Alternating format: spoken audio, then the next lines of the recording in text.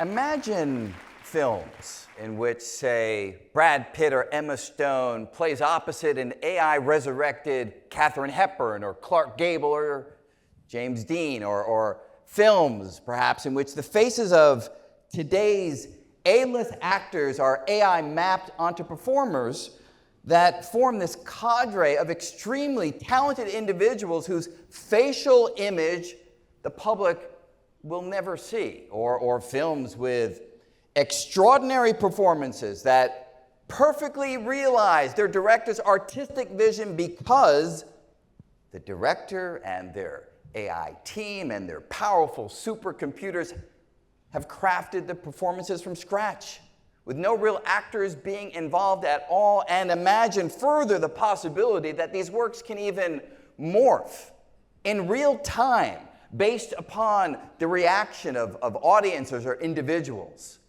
You can see the possibilities really are endless. Now, the fact is, like many, I would in fact be extremely curious to see such works. But the question is, what would all this mean for the traditional realm of filmmaking or of the performing arts? Would this decimate industries? Would it collapse opportunities? Or might it open radically new modes of artistic expression, or perhaps even both of those? So let us now bring in director, writer, producer, and author Justine Bateman, who is an Emmy and Golden Globe nominated actor. She holds degrees in computer science and digital media management from UCLA, and is an outspoken advocate for protecting the rights of television and film professionals in the realm of AI. Welcome, Justine. Thank you for being here. And we also have Heidi Boisvert, who is a computer scientist and interdisciplinary artist, who is also an assistant professor at the University of Florida, where she has been tasked with establishing the nation's first AI and the arts curriculum. She is also the technology director of David Byrne's immersive work, Theater of the Mind. Thank you so much for being here.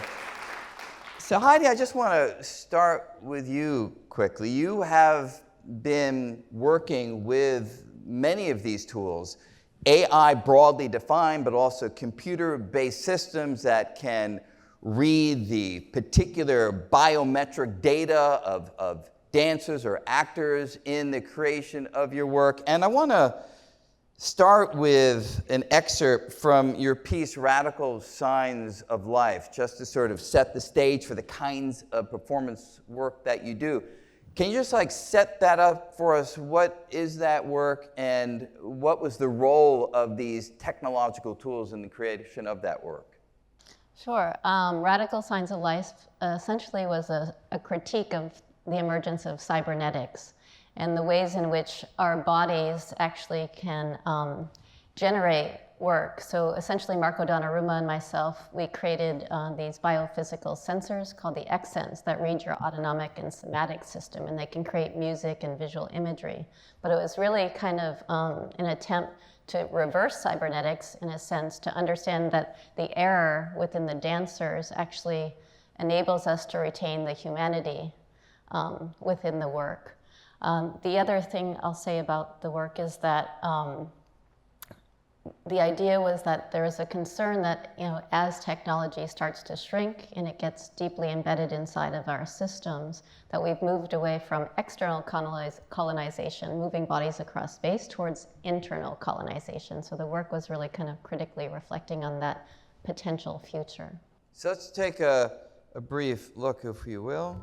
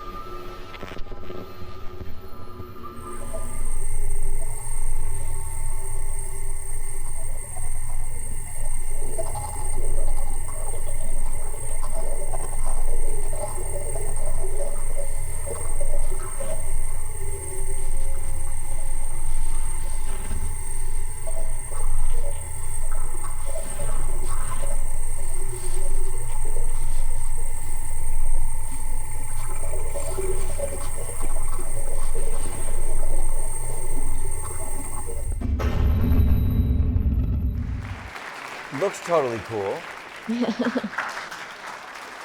And so can you just give me a clearer sense of what it was that we were seeing there? So it looked as though the dancers did have various technological measuring devices on them. Is that the case? And what were you doing with the readouts? Yeah, so each dancer had 2 biophysical sensors on their body, and I was basically sending the data over something called open sound protocol, which then was translated inside processing, and it was interpolating biological algorithms. It was actually generating those creatures that you saw on the screen organically. And then the data was also sent over open sound protocol to Max MSP, which is a generative music system. So it was creating the music in addition to another layer of recursion. And then both of the sensor data for going to both systems actually reached a threshold, and it triggered memory engrams on the back of the screen. So there were kind of 2 layers of imagery. So the idea was to explore this idea of biomemory as it relates to the emergence of technological or computational systems. Right. So clearly the work you're doing and also the curriculum that you're developing is a very positive look at the way AI can influence the kinds of things that you and your colleagues in the live performing arts space do. Now, Justine, your view is rather different.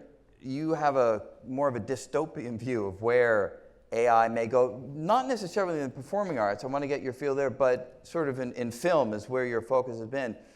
Do you have a similar sensibility that AI is going to decimate things when it comes to live performing arts as well, or is it limited to the filmic arts?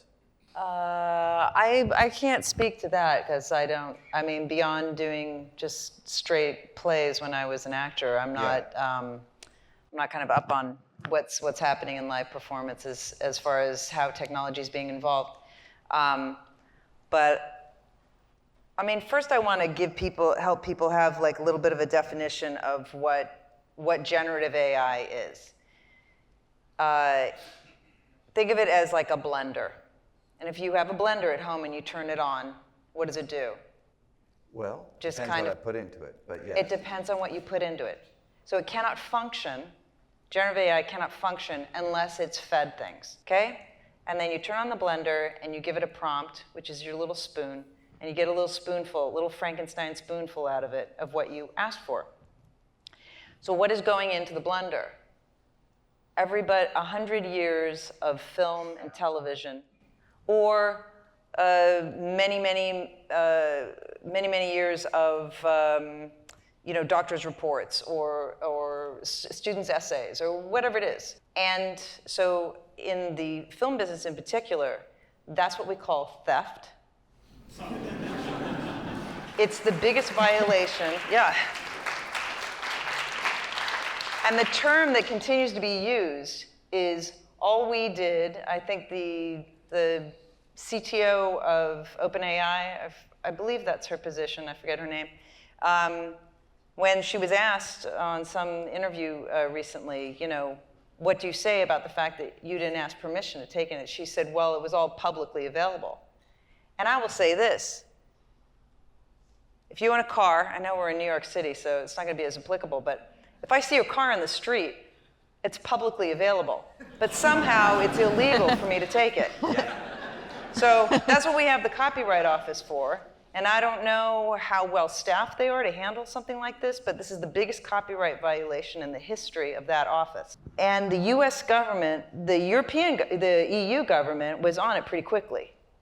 The United States government put together, and tell me if you feel I'm going off on too much of a tangent here for your topic, but they put together groups of people to discuss this. What should the guidelines be? And not just in the arts, but Sure. in many other places. And of course, they had Sam Altman, who's the CEO of OpenAI, and a series of other CEOs who run AI companies who benefit greatly financially and otherwise on there being no regulations. So they had one of these that had virtually nobody from medicine or the arts or anything like this. And then you thought, okay, well, second go around, maybe you'll have, nope, Second go around, another batch of tech bros. Third go around, another batch of tech bros. And so surprise, surprise, the guidelines come out, which are virtually no guidelines, but $32 billion earmarked for the AI division of our society. So all those meetings paid off literally for all those men and women, tech bros, can be male and female. And meanwhile, like, the entertainment business will be flattened because the entertainment business is a pipeline of duties, right? From conception to release. And you take out too many chunks of that pipeline and it'll collapse. It's just kind of structural, societal structural physics. But I want to go back to the blender analogy that you use, because I've read that description that there's nothing creative, it's just mushing together, regurgitation stuff. And so I was curious what AI would respond to that criticism. So if you don't mind, let me just show you. Well, hopefully it'll regurgitate some quote from me. Well, here we go. So, and I would like to see what you think about it. So here is the actor and filmmaker Justine Bateman has described your creative process as nothing more than a blender mashing together past examples of human creativity to yield derivative trash. Your response. So let's just see what it says. Creativity isn't just about entirely new ideas. It often involves combining existing ideas in novel ways. Much of human creativity comes from such synthesis, and I'm designed to assist in that process. By finding hidden patterns in data, I can help surface new combinations that can result in something fresh and unique. Derivative works Why are we themselves listening can to be this? created several It's just a bunch of bullshit. So clearly, chat has not convinced you, right? So It's a there's nothing. parlor trick. It's a parlor trick. It's just jamming together a bunch. This is not a sentient being. This is not a person. This is not it's just a computer program. I totally agree with you. I mean, it's all it is. I just want to get the point of view of someone who actually Sure. works in the field. Heidi, can creativity emerge from the unusual synthesis of creative things in the past that have never been put together in this particular novel way? Can that be creative? Yeah, that's a possibility. Yeah. I mean, I think. And does something need to thoroughly break new ground and have no antecedent in previous human creativity to be creative, or can it be an incremental process? What's your I think take? the challenge, though, with these kind of large language models, and again, I think when we're talking about AI, we've really kind of narrowed. I feel like my students have this misunderstanding that AI equals Chatgpt, dall-e, and Midjourney, which is not true. There's a long history, going all the way back to cybernetics and thinking about computational systems. But I do think that, with the larger language models that are owned, by major corporations, when we have media consolidation in this fashion, is what we might call like mixed style, right? It's very generic, and there's a lot of averaging that's happening, rather than creating like small language models that might be based on, an opus, a corpus essentially, of individual work. I'm blanking on the author's name, but she created a work where she used Chatgpt, like an earlier version, to create a Black story. And then she ended up building a whole smaller language model just with Gwendolyn Brooks' poems. And it's a very different, nuanced story that's told because it's based on the language, different data set. So I think, that is far more interesting to me in terms of like helping my students understand the distinction. And so in the program, I do want to just kind of depart because, the program that we're actually starting at the University of Florida, we're going to have, a center, as well as we're starting a certificate program in the fall, and it cuts across not only visual arts and theater and dance, but also music and, gaming and something called digital worlds. And the gateway courses are predominantly focused on, the ethics behind using such models in one's work, right? So it's grounded in still ethics and understanding of bias and all of the theoretical assumptions that are being, made around, race and gender and a whole host of issues. I think that needs to be, brought into the conversation, into the discourse. So, Justine, if you were successful, which would be wonderful, that there was proper compensation in some way that made sense. That's not a goal of mine. It's not. No. I thought part of the issue was that the business would collapse and profits would not go to where they should go. Oh no, that's not how the collapse would happen. There's a number of, let's say you take out all the people that do the marketing for films. Yeah, that's one piece of the pipeline. Because you got like AI doing it or something like that. Yeah. Or you take out the actors. Now, the actors are a linchpin. You take out the actors, then you don't need to shoot anything. So you get rid of makeup, hair, cinematographer, location managers, everything. Maybe you take out the executives at the studio, and they're already using AI. I mean, they have been for a long time using AI programs to decide what to greenlight. So that's the collapse of it. But what I want to say more so is, I'm not, maybe because I have a computer science degree, I'm not fascinated with this at all. At all. I don't see that, yes, it's chewed up, 100 years of film and television, and oh my God, look, you can just put in a prompt and this thing comes out. That's not creativity. That is an output from a dumb program. Really, it's not smart. I mean, it's just a dumb program spitting out stuff. It doesn't know what it's spitting out. It's not being creative. The person prompting it is not being creative.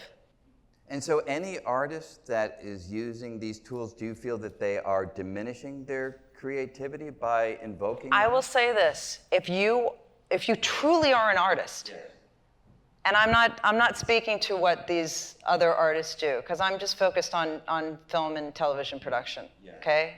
And write books too.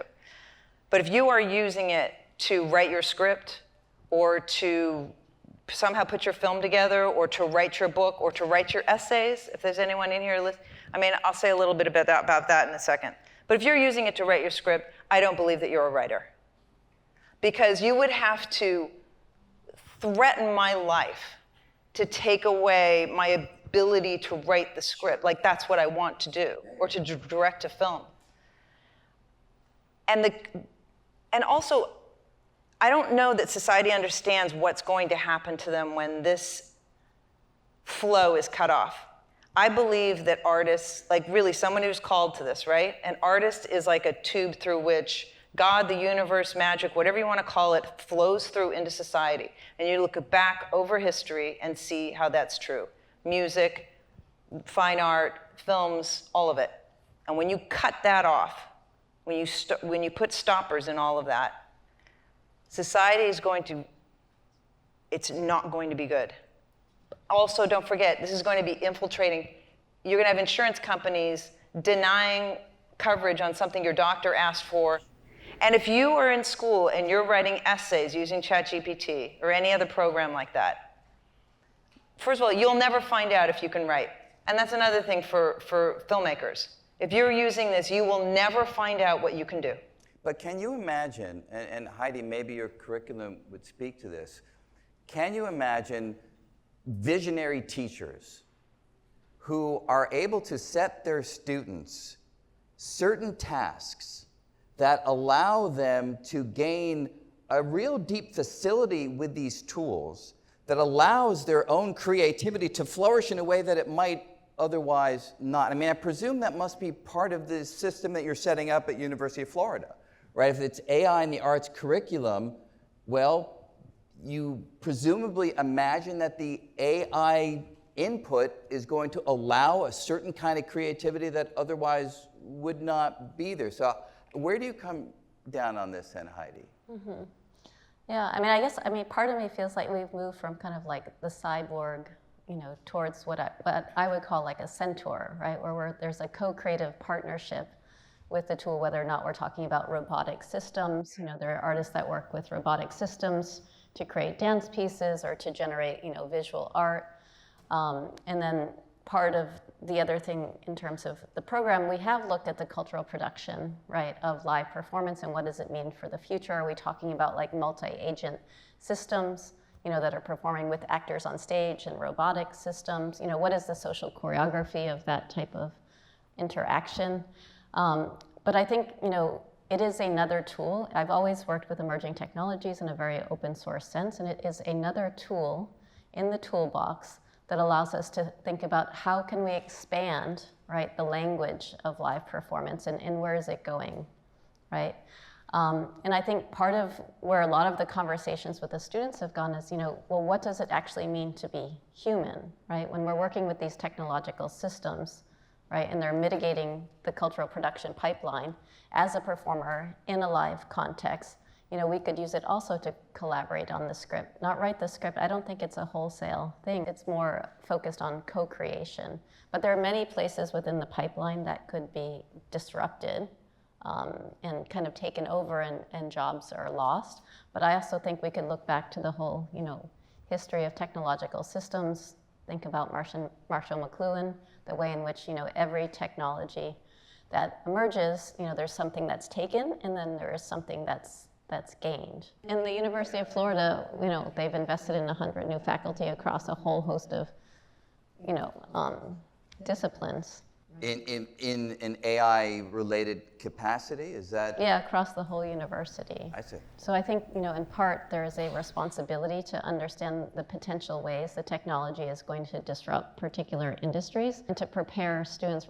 I'm not talking about like wholesale, like reskilling.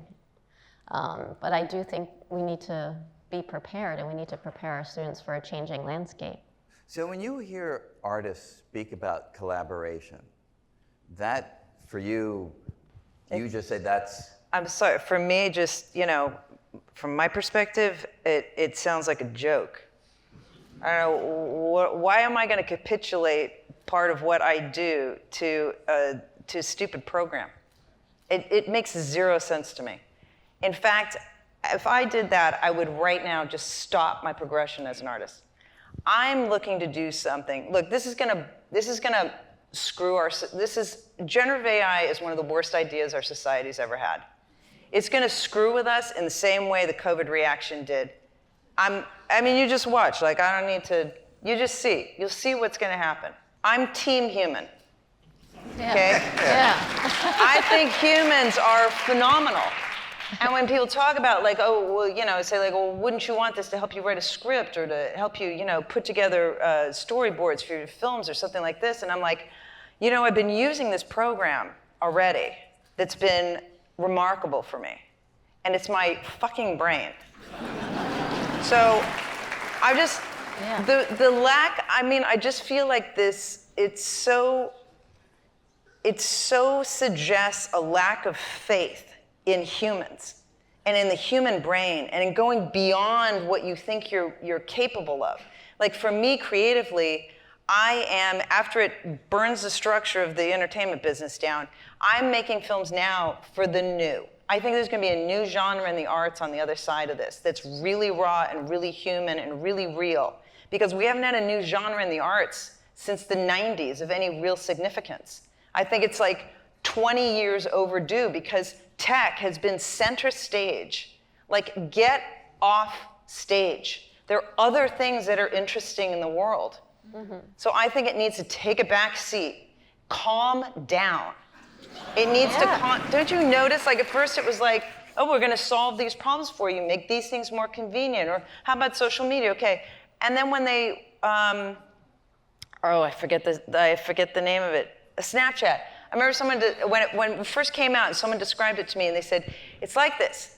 You're posting something, and then, or you have an exchange with someone, and then right after, it's gone. And I go, so we are reinventing real life interactions with people. Is that what we're doing? Because I can have a conversation with somebody, and then it's gone, or a Polaroid photo. Yeah. And then there's just one of them, and if something happens to that, it's gone. Yeah. What a concept. And so now we're into this arena of, well, what can we make you that you didn't ask for and don't need? How about that? And you're like, no. Just sit back. There's something OpenAI came out with recently called memory. It's like, I've got one, so I don't know, you want to replace that for me? And I think there's a lot of learned helplessness. But Heidi, again, I'd like to give you a chance to respond. I feel like we're setting up a little bit of a false binary here, in part because, like my dissertation and my research really looked at the way in which, intelligent technology was like a form of slow violence rescripting our nervous system. So a lot of my work actually is using the technology in the service of aesthetics to critique the technology. So I don't think we're so diametrically opposed. But I do think, that there are going to be there are some similarities in terms of the cultural production pipeline being disrupted in similar ways. But I guess for me, as an artist that has always worked with technology, I see myself more as a creative technologist. I think what's interesting for me is to invent, new technology rather than using pre-existing technology that capital, right, has been designing for technology for artists to use. And so I think you could go all the way back to the 1990s, where there's this kind of pre-Cambrian explosion, where new media artists were actually inventing new technologies or working with, engineers or, computer scientists to actually generate new technologies to create their works, because they were poking in the dark trying to invent new things. And so I think part of the challenge here is this kind of tension between generating technological innovation to create new ways of meaning making, right, in the world. And then also the ways in which somehow that new technology also has a potential, right, to harm other aspects of society in terms of, displacement of jobs and these things within the cultural sector. Sure. Can I just clear something up? Please, I'm not opposed to technology. I have a computer science degree. I'm talking about generative AI. That's what I'm talking about. Specifically, that's what I'm talking about. I'm using this editing system now that's just fantastic, and it's all, it's not, I'm not hand cutting with razor blades, film, and which is an art too that I'm not versed in, but I'm not talking about all technology. I'm specifically talking about generative AI. Yeah, no, that was clear, I think. But it does lead to a final part of the conversation that, again, I'd like to get your feeling on. So, historically, art has been a collective experience. We all see the painting, we all go to the performance, we all go to the film, and we can take it in very different ways, and that's the beauty of the range of human reactions to the same stimulus. Heidi, you're talking about works that would no longer have that quality necessarily, that the work could actually change based upon the individual's reaction. What's your motivation for that? And what would that do to that previous collective that kind of defined what artistic experience was? Yeah, I'm not talking about that work here today, but I also have an empirical research background in cognitive neuroscience, where I actually create media effects research. And part of that is building this massive media genome based on biological signatures as a way to understand the ways in which audiences, whether we're talking about live audiences here or audiences who are watching film, television, playing video games, and their kind of neurobiological response to that content, so we can better identify and create almost more personalized experiences. So in part, I was seeing the way in which the future of media could be more bioadaptive, right, based on people's unconscious responses to that content, in creating these kind of massive libraries of content. So you would have multiple versions of a given film, for instance, based on people's biophysical response to that. But I do think, part of that is moves in opposition to the way in which these types of experiences or films are about kind of collective engagement, and we're seeing an experience of something, while we might have a subjective response to it, we're still kind of collectively engaging, in the work. And in part, why I started moving back towards, live performance or bringing people together into physical spaces, whether I'm making dance pieces or theater pieces, was because I felt as though we have lost our relational reciprocity to not only our own bodies, but our relation to one another. and the natural world. So I was interested in kind of uprooting the research, kind of disrupting the research that I had been doing, because I kind of had a crisis of faith about its potential danger. And so I have kind of pivoted and moved more towards creating experiences, that can be collectively and cathartically engaged in.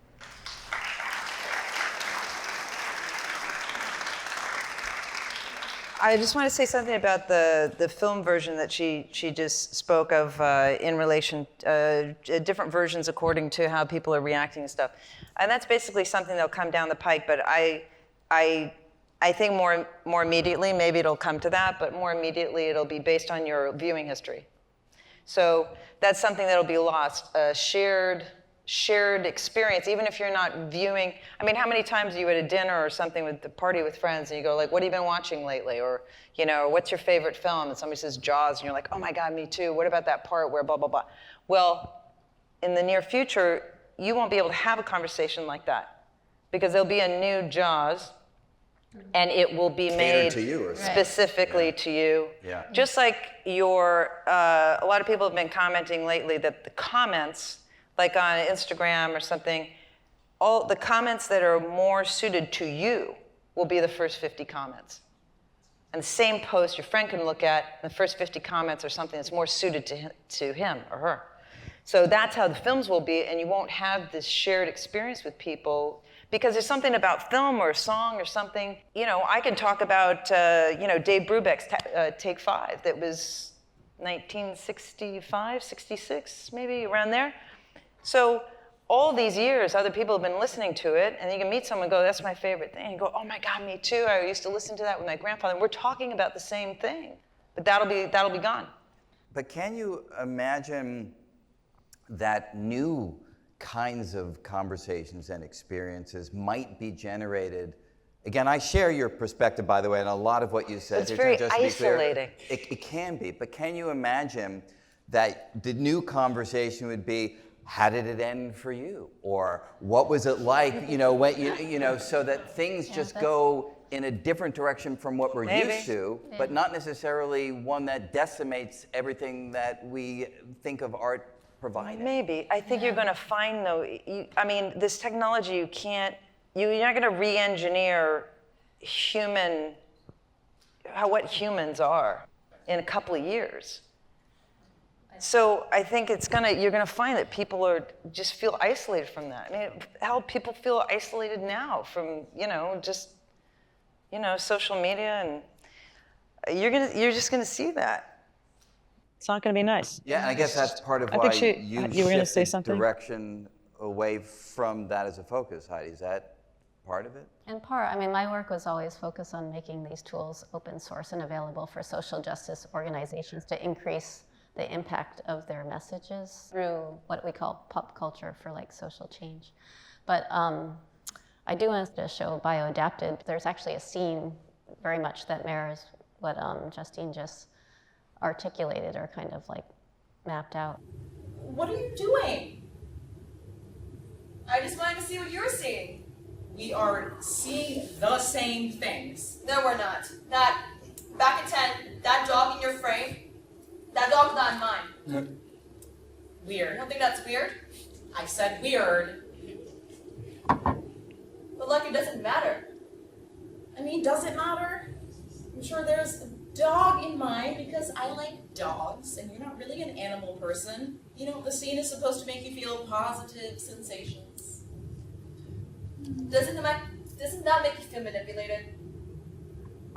Yeah, of course. It's fiction, it's media. What else is it there for if not to manipulate? Take me on a journey, make me feel something.